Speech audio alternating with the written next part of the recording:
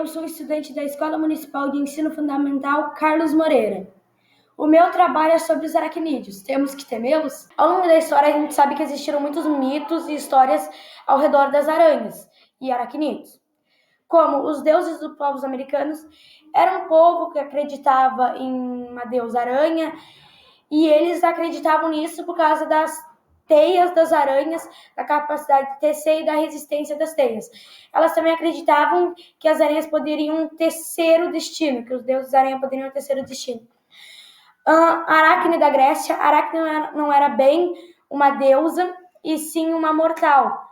Era uma mortal que se gabava de ser a melhor tecelã, até que Atena decidiu desafiar essa mulher, e logo após a vitória da mulher, a mulher se matou por alguns motivos, e aí Atena acabou ressuscitando a mulher, e a mulher acabou se tornando meio que uma semideusa. Até na Bíblia mesmo fala sobre que as aranhas são coisas ruins, são vistas em forma negativa, falando que tudo que anda sobre o ventre e tem 4 pés ou mais são abominação.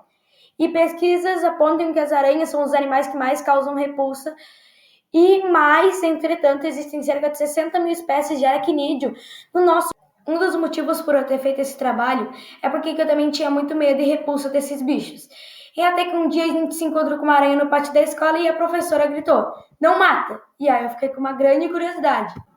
Objetivo geral: descobrir qual é a relação que a comunidade escolar tem com os aracnídeos e quais são as crenças ligadas a eles, bem como compreender quais realmente oferecem risco à saúde humana.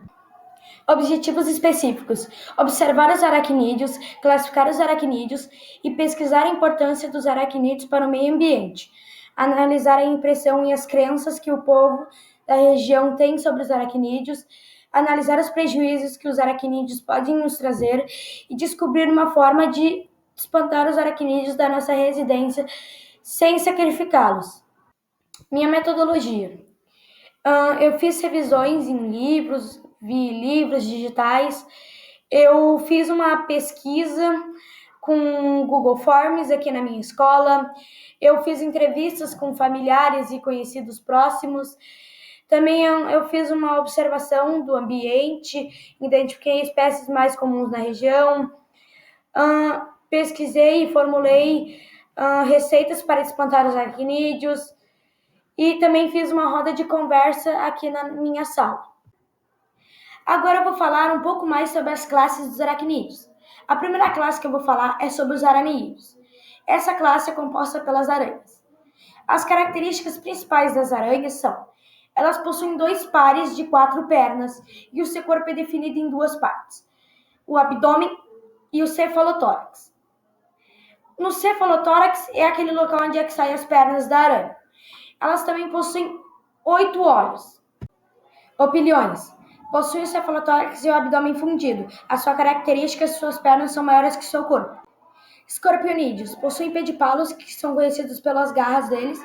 Também tem o pós-abdômen, que é a cauda dele, e o agulhão na ponta do pós-abdômen.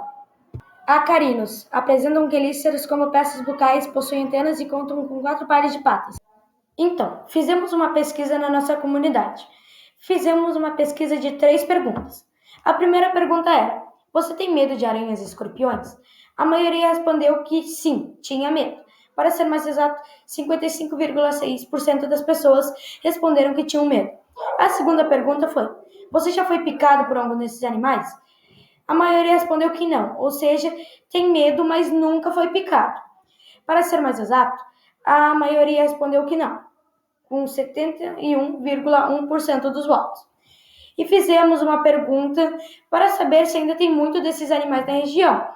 E a pergunta era a seguinte: você vê muito desses animais na sua propriedade? A minoria respondeu todo dia. Para ser mais exato, 11,4% responderam que sim, viam esses animais todo dia. Fizemos algumas rodas de conversa e fizemos entrevistas pessoais. E nessas entrevistas obter algumas respostas, como: a aranha do mato é a aranha que mais causa terror entre todas. As aranhas peludas, elas saem quando está para chuva. E relatos que as pessoas encheram o corpo de cobreira por causa que uma aranha passou por cima. Pessoas afirmando que teve feridas nos lábios porque uma aranha passou. E esses são alguns relatos sobre as aranhas que conseguimos nas nossas entrevistas e rodas de conversa. Os males realmente causados pelos aracnídeos. As aranhas e suas toxinas. A maioria das aranhas não representa perigo, somente 3 aranhas representam perigo e elas são a aranha marrom, a aranha armadeira e a viúva negra. A toxina da aranha marrom causa vermelhidão e inchaço no local da picada, além pode evoluir para necrose. A aranha armadeira. A toxina da aranha armadeira em casos graves causa diarreia, vômito frequente, priapismo e inchaço pulmonar.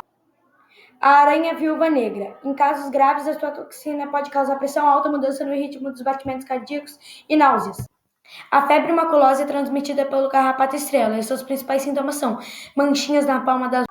Então, com isso a gente pode concluir que os aracnídeos eles são muito importantes para o equilíbrio ambiental, porque eles se alimentam das moscas, dos insetos, dos mosquitos, que acabam incomodando a gente. E a maioria dos males relatados pelos alunos não tem convicção real, ou seja, não são verdadeiros, como a cobreira em volta da boca não é causada pela aranha. E também, a maioria dos aracnídeos encontrados não causam males para a gente, não podem oferecer grande perigo para o ser humano. Aqui na foto ao lado vocês podem ver que eu capturei alguns aracnídeos, e nas minhas pesquisas consta que a maioria não causa grande problema. As pessoas têm mais medo das aranhas e dos escorpiões do que as outras classes, como os carrapatos e os ácaros, que podem causar muito mais perigo ao ser humano. A gente também formulou algumas receitas para afastar os aracnídeos da nossa residência sem sacrificá-los. Uma delas é passar limão nos cantos da casa e outra é esta receita, que ela leva 200 ml de água. Você vai ferver com mais 30 cravos da Índia, você vai acrescentar 200 ml de água e colocar 5 pedrinhas de cânfora.